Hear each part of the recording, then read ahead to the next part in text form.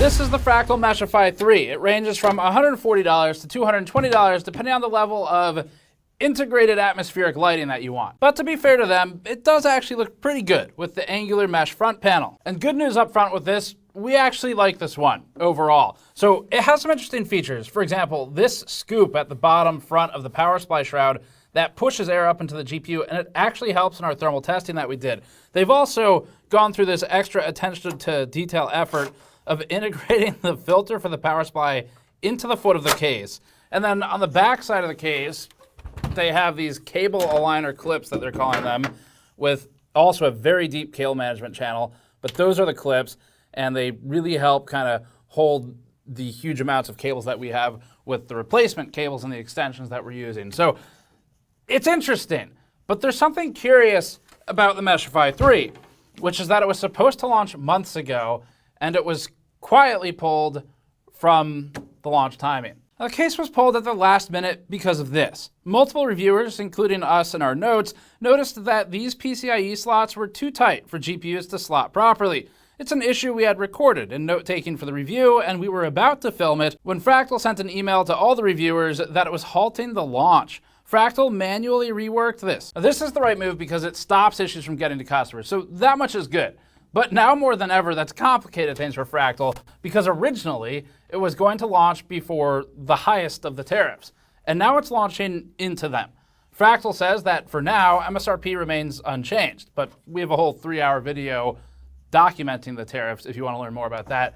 We're here to review the case today. The case also comes with 3 fans and clearly has a focus on looks with its lighting and front panel design, but it also manages to make a number of mechanical choices that affect cooling. So let's get into the Meshify 3 review. Before that, this video is brought to you by Thermalright and the Frozen Prism 360 liquid cooler. Thermalright's Frozen Prism is one of the most affordable liquid coolers on the market and is able to achieve competitive results with a high cold plate convexity that applies pressure centrally to the silicon area based on our testing.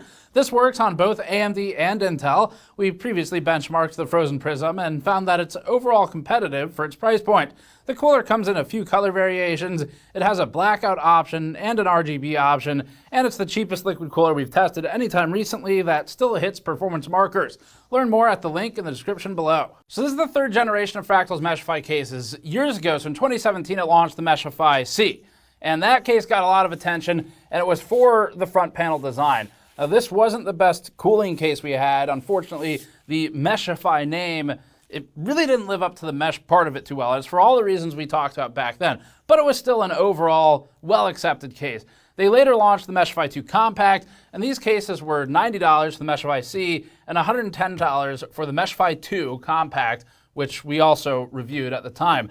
Now that pricing has gone up over time, so the Meshify 3, again, is launching $140 to $220 depending on the SKU, which bumps that up. That is beyond the inflation, just barely, against the Meshify C's original launch price, but they've stuffed a lot more features into it. Now, whether or not you like that, that's kind of a different topic, but the pricing has slowly crept up, although they have also slowly added more features to make the Meshify series more of a mainline series, as Fractal has departed from their old just plain black box approach that they did with the old Define series. Now they're also launching the Meshify 3 XL, which is the white case that we have, but we're focusing our review on the shallower front to back Meshify 3 non-XL today. There's one other relevant case that Fractal still has on the market, and it was received really well in our review, and that was the Torrent. There's the white version of the Torrent, and then there's the smaller Torrent. So this case is still available today, or at least the black version of it. It ranges from $190 to $230 or so. So this is also going to be in our focus today in the thermal charts, because you can still buy it. The flashiest new feature for the Meshify 3 is the so-called integrated atmospheric lighting in the top-tier Ambience Pro RGB SKU.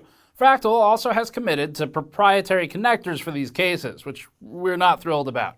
Fractal additionally has a web interface tool for the new Adjust Pro fan and RGB hub. So the pricing has the cases at 3 140mm fans for $140 without RGB LEDs, $160 for RGB LEDs with the 3 fans, and then the $220 model has the lighting control hub, some extra lighting embellishments along the shroud and the front panel of the case, and then the RGB fans. Fractal is taking some elements from its prior cases like the Torrent, so this top panel design is similar, the way it slides off, and it's got these hard cornered edges to add some structural rigidity, which actually is pretty nice.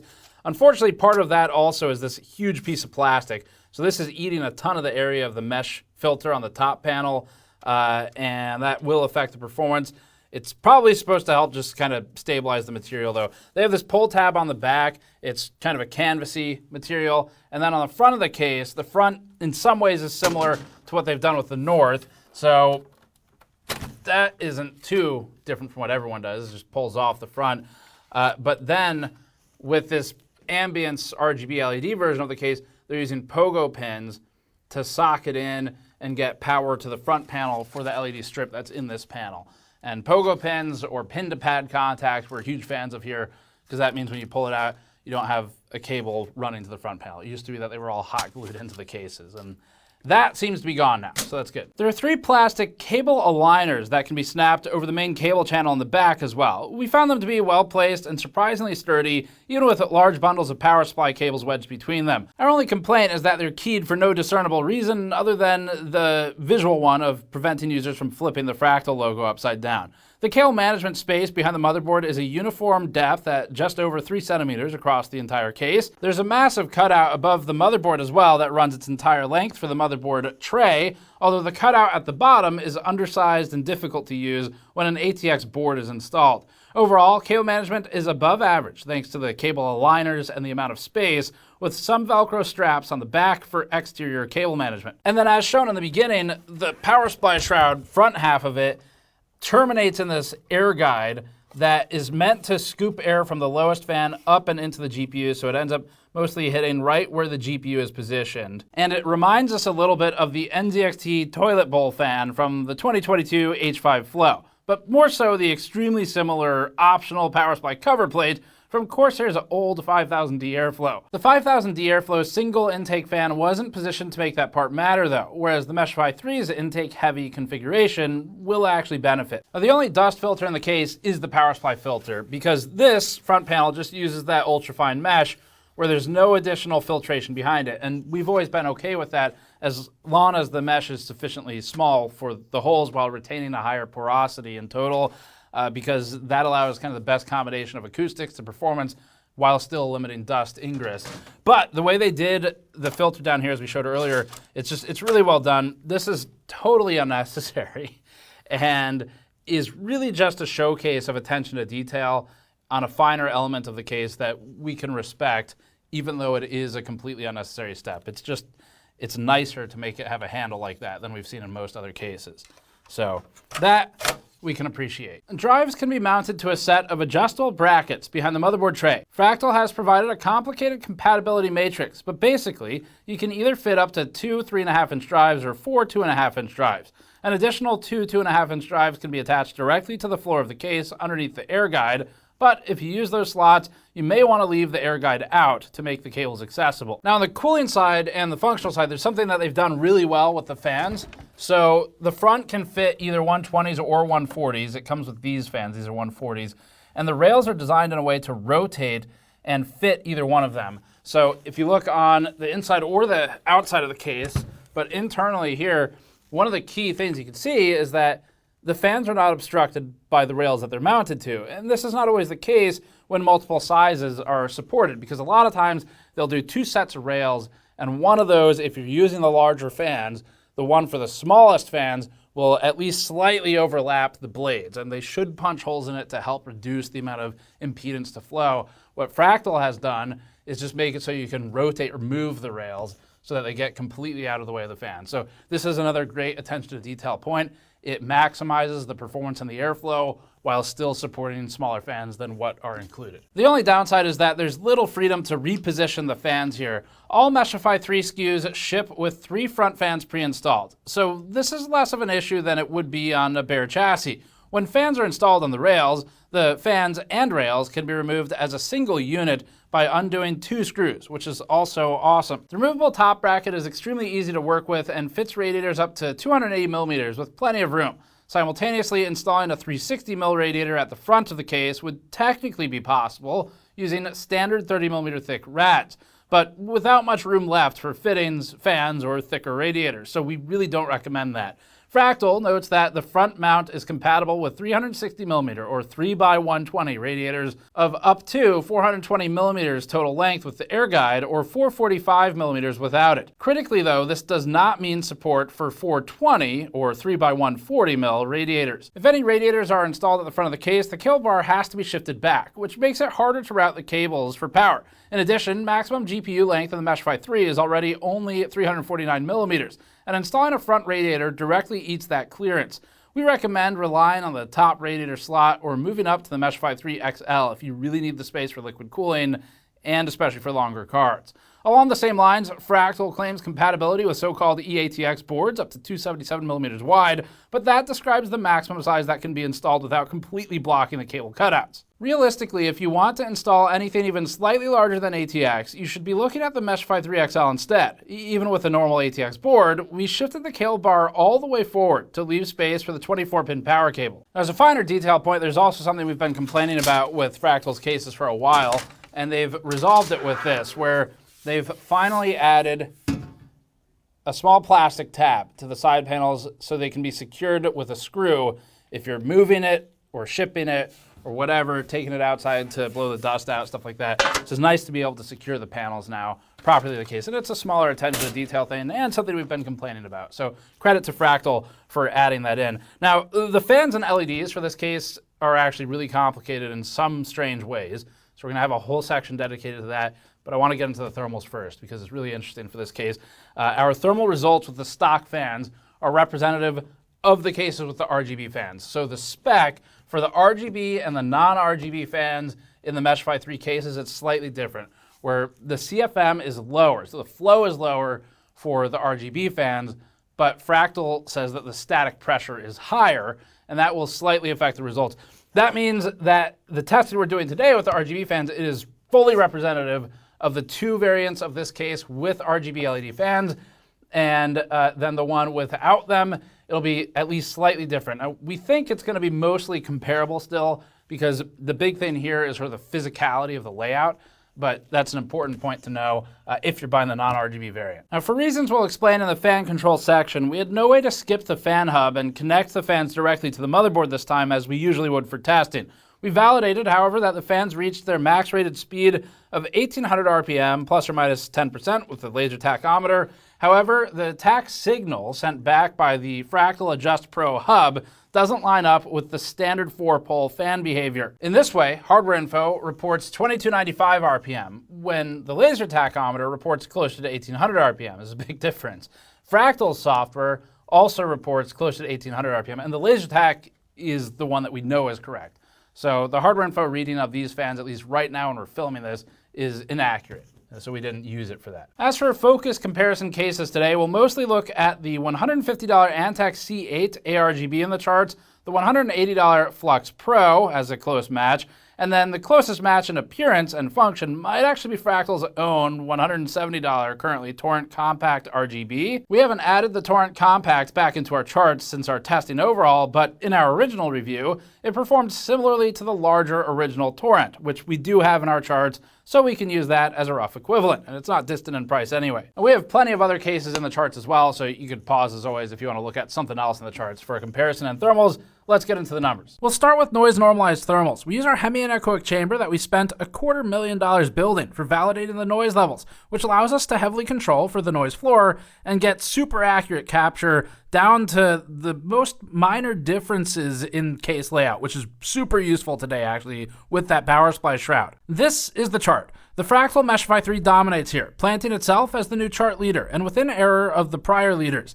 The Meshify 3's all-core average of 40 degrees Celsius over ambient and 44 degrees for the P-cores is significantly better than previous efforts from the Meshify 2 Compact at 48 degrees average and the Meshify C at 54. Those two cases shared a basic design. The Meshify 3 is more of a departure. Fractal has added an airflow guide to the bottom of the case. The stock fans are higher performance, and all three stock fans are installed in the front of the case. That's an arrangement that's worked well for the CPU cooling in the North XL and the Torrent, using our test bench with this data.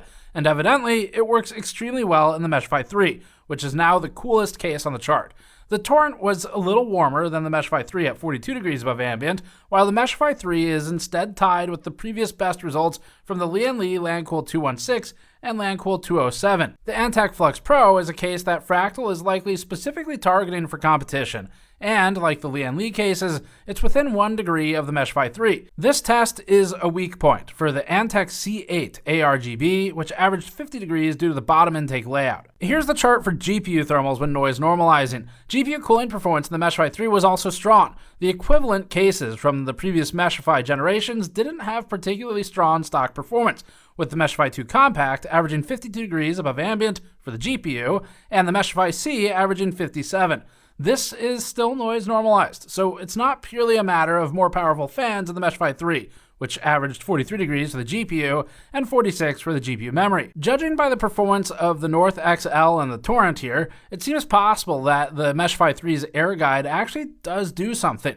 The North XL and its conventional, although ventilated, full-length power supply shroud averaged 44 to 45 degrees for the GPU depending on the chosen side panel, while the Torrent, with its top-mounted power supply and complete lack of a shroud at the bottom of the case, averaged 40 degrees.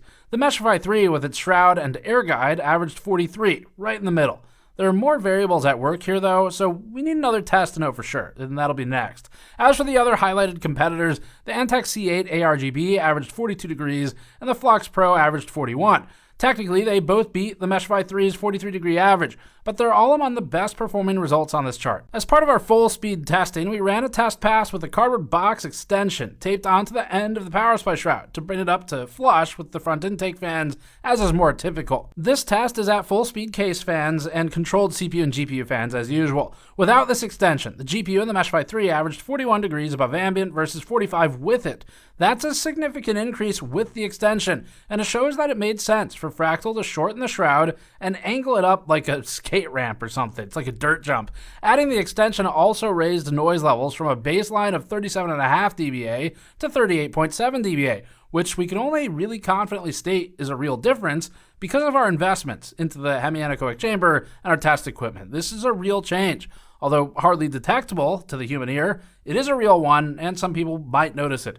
Fractal's new shroud design is superior to a square edge one, both thermally and acoustically. Since we've already seen that the Meshify 3 outperforms its predecessors when noise normalized, it's no surprise at all that it outperforms them when its 1800 RPM stock fans are maxed out. 37.5 dBA for the Meshify 3 is definitely louder than the 31 to 32 of the Meshify C and the Meshify 2 Compact, but thermal performance isn't even close, with the Meshify C only able to maintain GPU temperatures at 56 degrees above ambient. The C8 ARGB tied the Meshify 3's GPU temperature in this test, which is impressive for the Meshify 3 given that the C8 ARGB has bottom intake fans pointed directly into the GPU.